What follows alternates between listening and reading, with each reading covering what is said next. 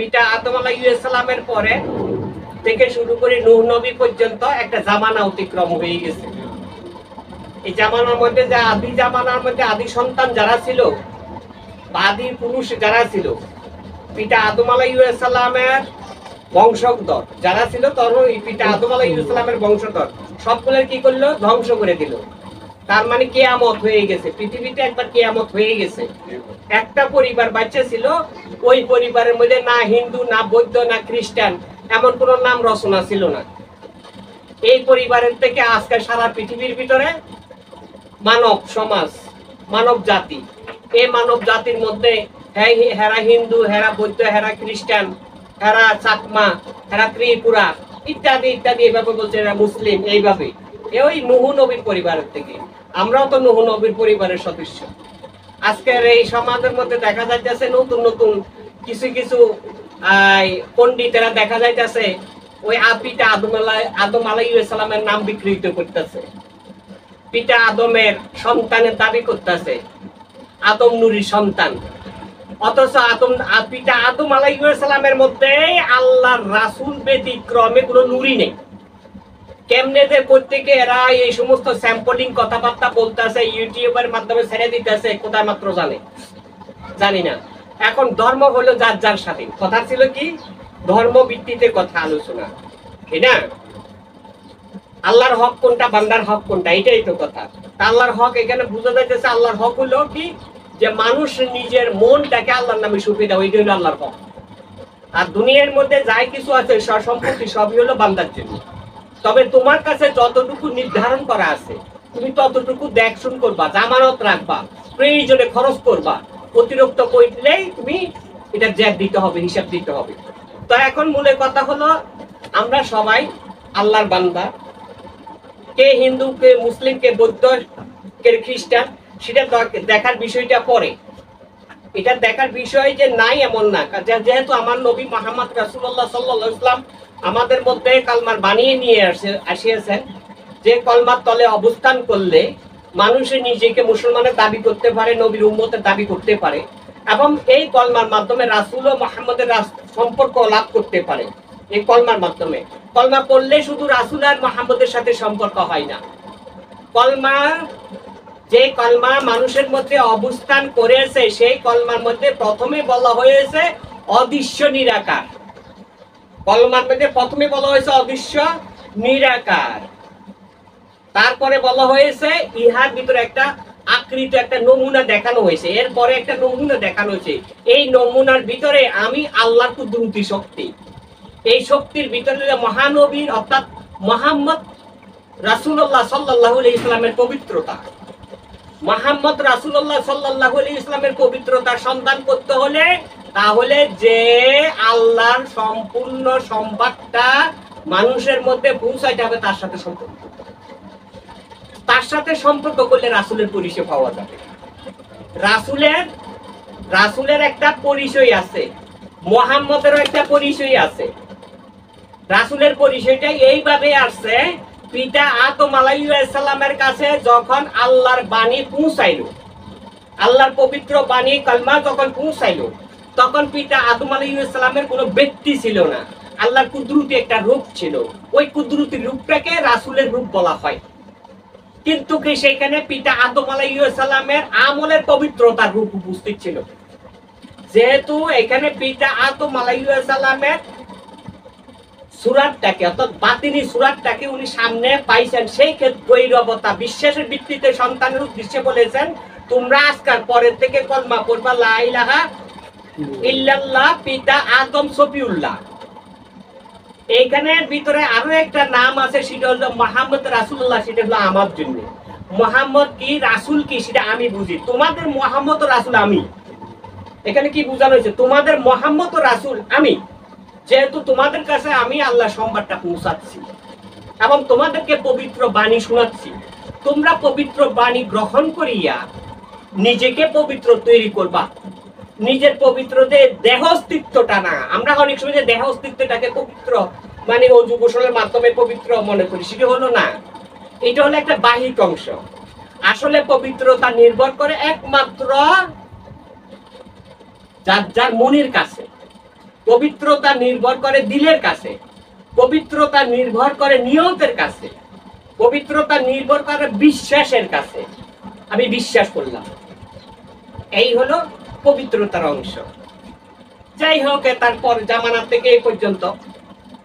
এখন আমি এখানে ফাঁকে একটা কথা কথার কথা বলছি, সেটা হলো ইতিমধ্যে দেখতেছি একটা আজব খবরের মতো।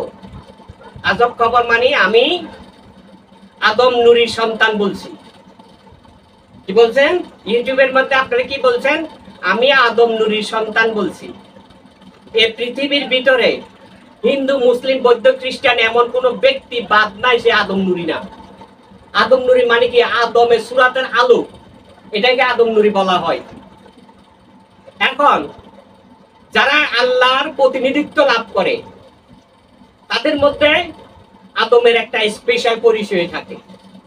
আদমের একটা স্পেশাল পরিচয়টা কি? সেটা হচ্ছে আদমকে, পিতা আদম আলাইহিস সালামকে মাটি দিয়ে নির্মিত করে যেভাবে 40 বছর স্থির রাখা হয়েছে, ঠিক সেইভাবে একটা মাটির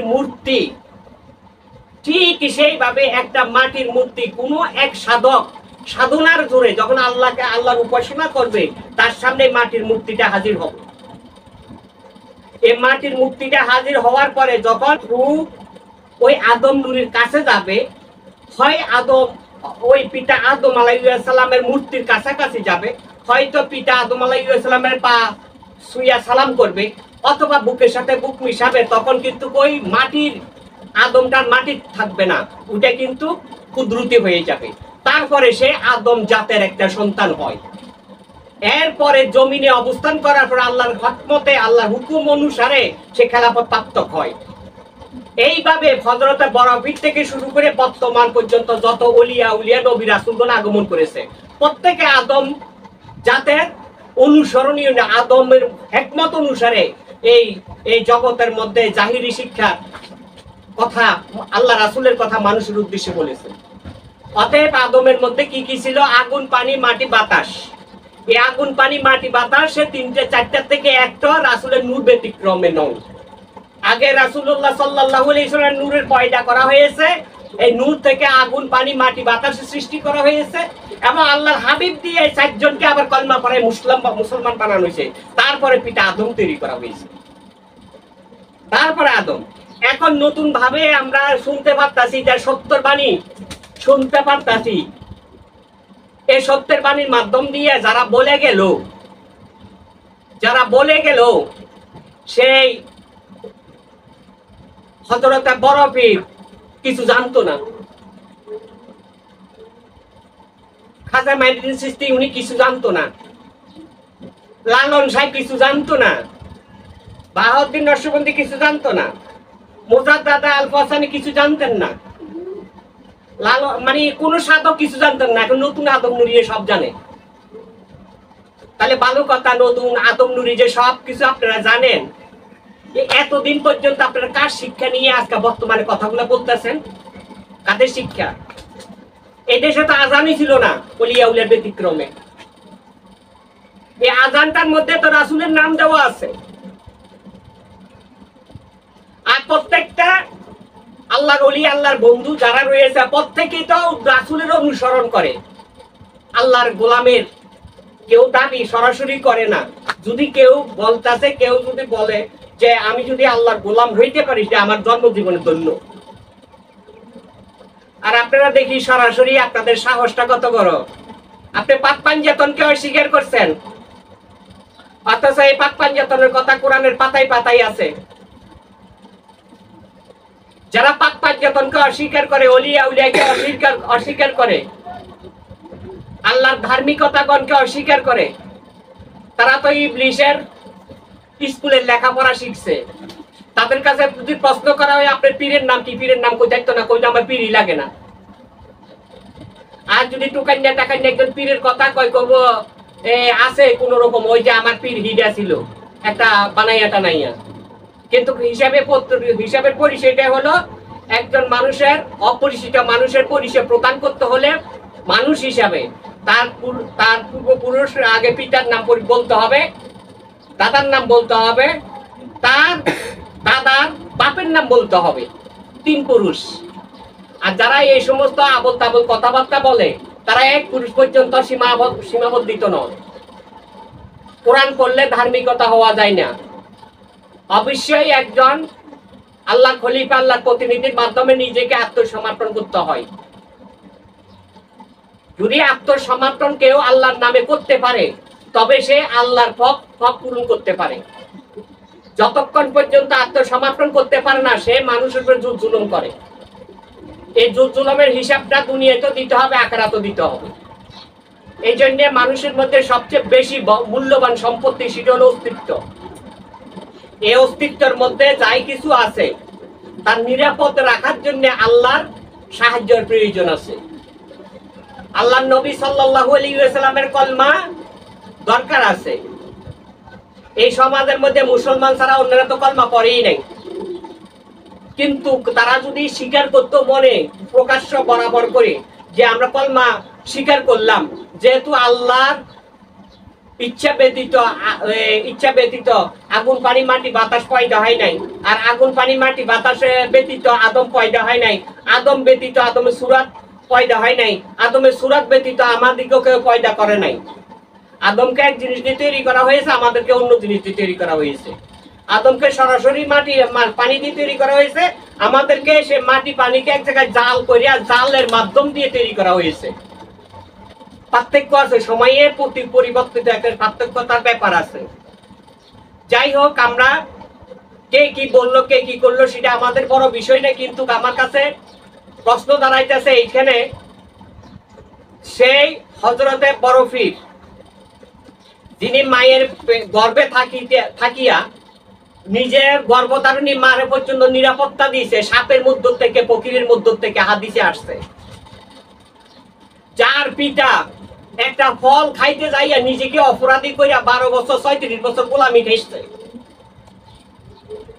সেই পিতার সন্তান হযরতে বরফির পিরানে পীর দস্তগীর কুতুবে রাব্বানী নুরুজদানি হযরত আব্দুল কাদের জিলানী বাগদাদি। জিলান নগরে জন্ম হয়েছে, বাগদাদে অবস্থান করেছে। আর আজকে না আজকে বলতেছে উনিও বলে মিথ্যা মানুষ, ওনার কাছে এই শক্তি নেই, বেলায়েতের কোনো শক্তি নাই।